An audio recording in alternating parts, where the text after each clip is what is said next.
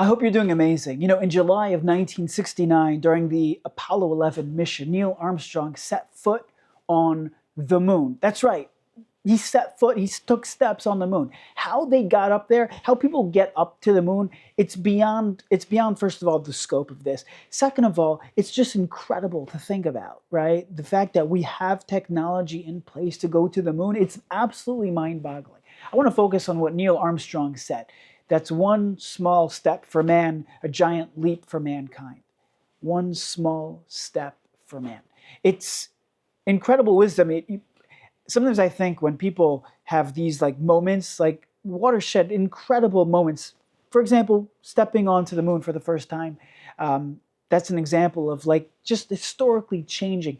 You wonder if people like how much you prep beforehand. Obviously, for the moon mission, it was an insane amount of prep, obviously, to go to the moon. But my thought is like, how much time was used to prep for what you're going to say when you're going onto the moon? And I think he did a decent job. I'm sure others out there will argue and say, no, he could have said this or that or a million other things. He could say like, hey, mom, or whatever he could have said.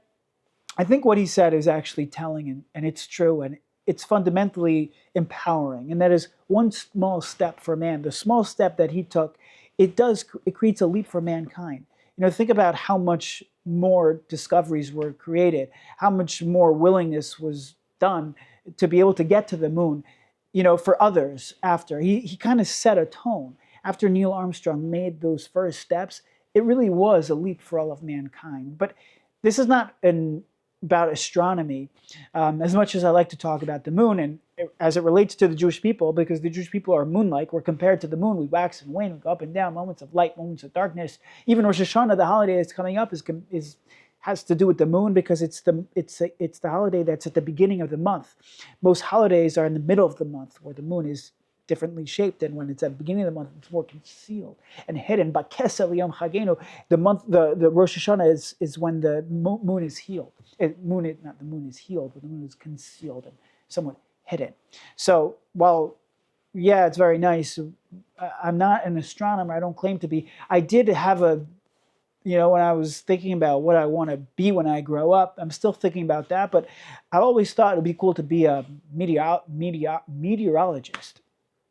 Not someone who studies meteors, but a meteorologist, somebody who could, tell you, hey, we got a big weather front coming down south, as we see, coming here from the Gulf of Mexico. It looks like we're going to have a lot of rain over the weekend. How am I doing? In terms of, I know. I think I really could be a meteorologist. Maybe one day. Small steps for a man can be a great leap for mankind. The importance of taking, you can focus on the hour, you can focus on the day, or you can focus on the minute or the second. There's an importance of focusing on the small things, on the small steps. Steve Jobs, who hasn't heard that name? If you haven't heard the name, Steve Jobs, he was the founder of Apple. One of the greatest entrepreneurs who lived in the last 100 years, right? In the last 50 years, whenever he lived. I don't remember exactly when he lived. Okay, but the point is, he was praying one day. And the way the story goes is that, well, there's somebody else actually, I think it was Vic Kandotra, who's the founder of Google Plus. And he was praying in synagogue, and not in synagogue, it wasn't Jewish, but he was praying in a church. Okay, and he received a text, urgent matter, need to discuss. And it was a text message from Steve Jobs.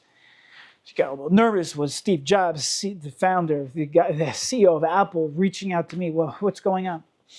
And finally, after the services were over, he called Steve Jobs back, and he says, sorry, I couldn't answer. I was in services. And Steve Jobs actually reportedly said that unless God is on the other line, you don't answer. He was understood, like, if you're praying, pray. You'll be successful that way. But what was the urgent matter that Steve Jobs needed to discuss that he texted Vic Kandotra about? What was the urgent matter? Steve Jobs explained that he was looking on a display and he saw that the Google logo, it has different colors. So the second O in Google, the yellow gradient was slightly off. Whoa, big whoop, right? The yellow O in Google, the gradient was slightly off. It didn't look right. That, to Steve Jobs, was the urgent matter that needed to be discussed. That's greatness. Details, small things, focusing, right? Great people focus on small things. They focus on the details. They focus on specifics. They focus on the minute of the hour. They focus on the second of the minute. They focus on small things. And we're in the month of Elul, the month, the 30 days before Rosh Hashanah, 40 days before Yom Kippur. These days of Elul are days of closeness between us and Hashem. Obviously, all days of the year have that potential closeness, but there's a certain Yemei Ratzon, days of that warrant this closeness in particular, where God is not in the chamber, he's not in the palace, but the king is in the fields, as our sages tell us. He's right here. He's in the field. Right? Sometimes when the king is in the palace, you got to go through this chamber and that chamber and cross the moat and, fight with the alligator. And why is there an alligator? Get away, alligator. And you got to get into this. And then there's the doorknob, and you got to sometimes fend with the doorknob. Right? Why is there a doorknob? Sometimes there's things. My point is the alligator, the doorknob, the guard. There's things that can get in the way. But when the king is in the field, he's out there in the open. He's just there to connect, to relate. And it's up to us to go. We're right there. Let's make that connection. He's waiting for that. He's waiting for us. And sometimes we want that ultimate connection. We have that dream of the ultimate. There's 613 mitzvos, and we want to do it everything. We want to do it all. And we're trying to become more committed, and we want to just do it everything and do it all. Small steps. One small step for mankind. That's how you're going to have the one small step for man. That's how you're going to have the leap. You really want to make a difference? Small things, the small steps, the small victories, the minute of the hour, the second of the minute. And my friends, this is really the shape of the shofar that we begin blowing at the beginning of the month of Elul, and that we continue to blow throughout the entire month. You ever look at a shape of a shofar? First of all, it looks like a Nike symbol. The Nikes just do it. And the shofar, the symbolism of the shofar is just Jew it, right?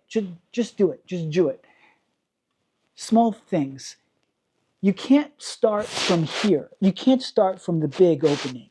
You could have the dream. You could have the inspiration, the goals, the aspiration, but you got to start small. You try blowing from the big area, it doesn't work. It smells a little, doesn't work. The way that the shofar works is by going through the small entrance, and then you could make the noise. Well, not like that, but if you really do it properly. Small things. And our sages teach us that the imagery of the shofar is this. If you open up a little bit, then guess what? Slowly but surely, it's going to become something much bigger. It's going to become much deeper. Teshuvah, the process of returning to ourselves, our real selves, our true selves, that inherent holiness and kedusha, it's a big deal. So there's so much that we have, but small things, small victories, one mitzvah at a time, focusing on the minute of the hour, the second of the minute. There was a king. Rabbi Nachman tells a story, a mashal, a parable of a king who had a son who was incredibly wise, and he was sent out to learn about all the different wisdoms, and he came back and he was just he had so much wisdom. And the king challenged him, challenged his son and said, you see this big boulder? I want you to take it and bring it up to the top floor. And the kid was trying, and he couldn't. It was so heavy. It was so daunting. It was physically too hard. He couldn't take this big stone and bring it up to the top floor. And the king said, you're a smart kid. You know what you need to do? You know what you needed to do? Instead of bringing the boulder as is, you need to take a hammer, smash it to little pieces, and then take that up. Because you see, as it is right now, It's too much. It's daunting. It's big. Well, you know what you need to do? In order to get this to there, you got to break it into smaller pieces.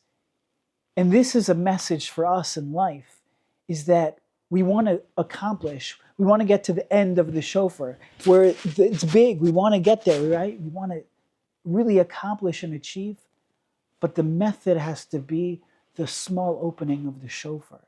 You got to take the hammer and smash it. No, not the shofar. Don't smash the shofar to smithereens, but the imagery, figuratively, to take whatever is big, the daunting thing, to take it and to make it, to put it into smaller bite-sized pieces. The minute of the hour, the second of the minute, small things, the yellow O in Google, focusing on the details.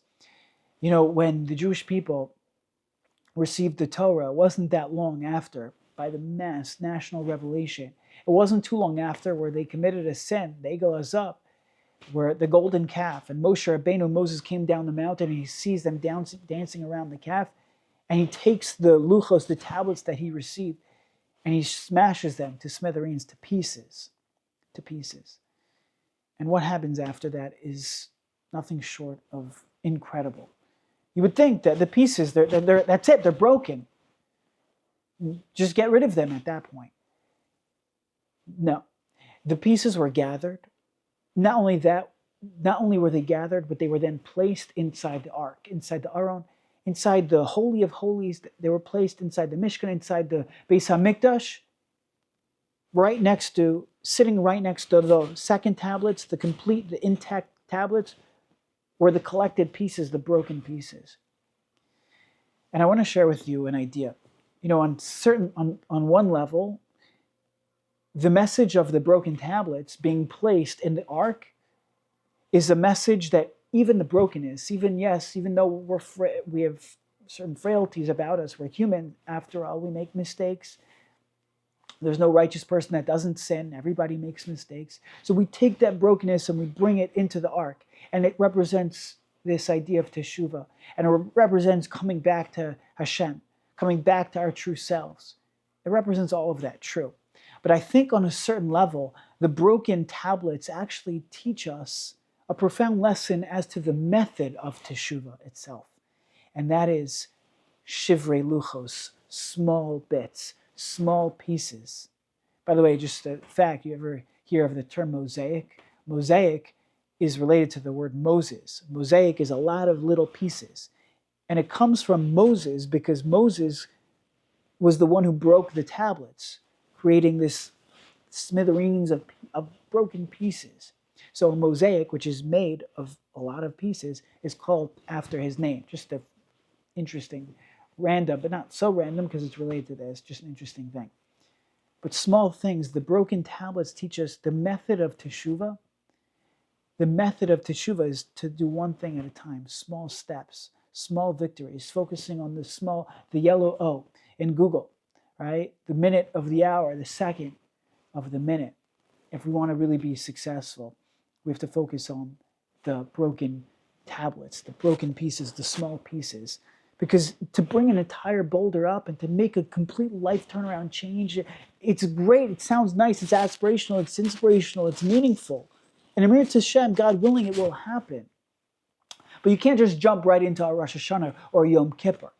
You got to go through a process, an Elul, where each day we blow the shofar, and each day we connect to the symbolism and to the visual symbolism of the shofar. That we want to get to here, we want to get to the big, we want to get to that big opening, you got to start here. You want to be able to experience a full Shabbos, start with the small steps, start with one small thing. You want to completely go into and keep the laws of kashrus, beautiful, amazing. Start with something small, go, process by process. You want to be able to learn all of the olive bays and finish this tractate and that tractate. Great, the opening is great, but if you start with that, it has a little smell, but the sound doesn't go through. You got to start with the small steps, the small opening. It represents the shivrei luchos, the broken tablets, the little pieces. Like in the story of Rabbi Nachman, You want to be able to bring that boulder up to the top, you got to break it down. You got to compartmentalize. You got to take the minute of the hour and the second of the minute. You got to find the yellow O in the Google. Focus on those details because those details are important. Successful people see that and they connect to it and they bring it out. You know, Rosh Hashanah, which is coming up, is called Yom Teruah, the day of Teruah. Now, there's different types of shofar blasts. There's the tekiah, which is the long, straight sound. And then there's the shvarim, which is the broken sound. And then there's teruah, which is the even more broken sound. It's interesting that Rosh Hashanah in the Torah is referred to as Yom Teruah, the day of Teruah, the day of this brokenness.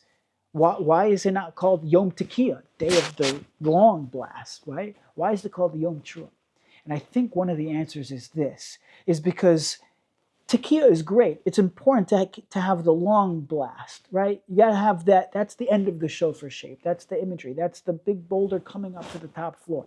That's the goal. That's the house that's completely kosher. That's the my life completely submerged in Torah and mitzvos. That's the complete Shabbos observance. That's great. And God willing, I'm gonna get there. But then there's the actual method to get there, the process, the journey, step by step, right?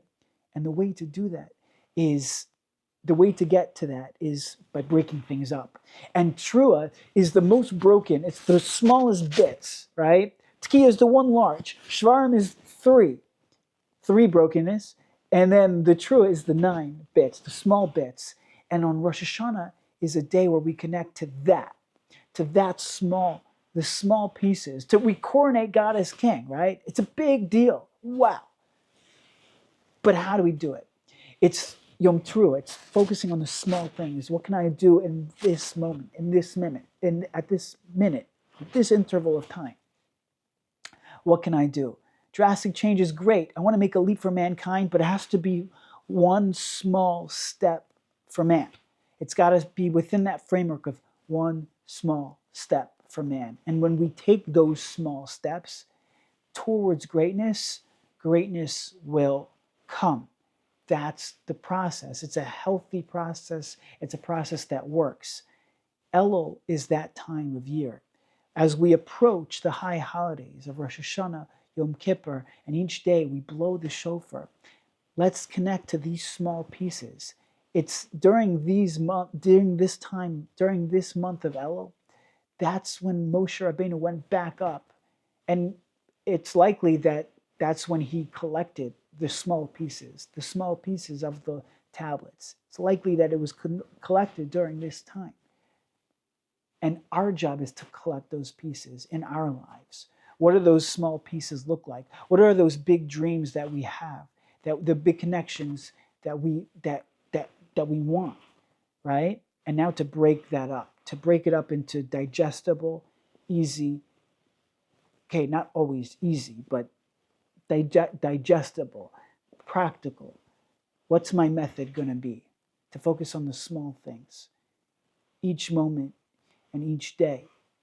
And what we're going to accomplish is going to be nothing short of incredible.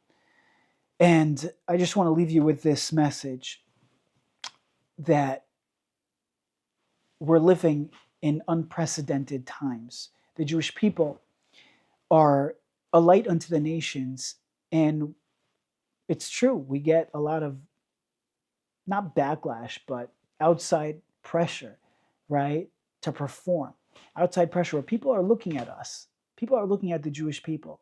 And a lot of that look comes with anti-Semitic rhetoric. But at the end of the day, people are looking at us. And the question is, how do we function? How do we behave? How do we act? How do we live in this world? And if we're a light unto the nations, that means we're given the torch. We're given that capability to light others. But you don't need a lot of light to outshine a lot of darkness. And that's what I want to just end off. Based on this theme that we've been discussing, the idea of small steps, small things matter. and that they really create a big difference.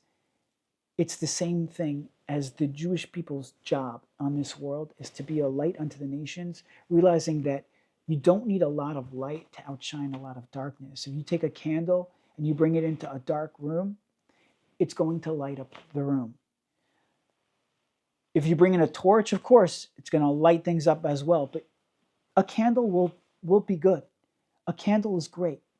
Light up your life with a little bit of light, with a little bit of holiness, with something that you can add, something that you can do, something that's digestible. To take that shofar imagery, the small opening, and to light it up. And then you'll see that it's going to outshine a little bit of darkness. And then light a little bit more, it's going to outshine a little bit more darkness, a little bit more and more. And eventually you'll get to the top. Eventually you'll get there.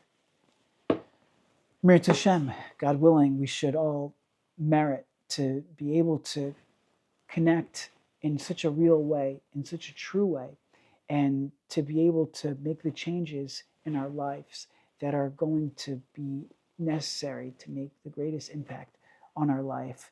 We all want meaning, we all want importance, we all want connection. And let us do it one step, one moment at a time. And God willing, we'll get there very soon. Wishing you an amazing rest of your day.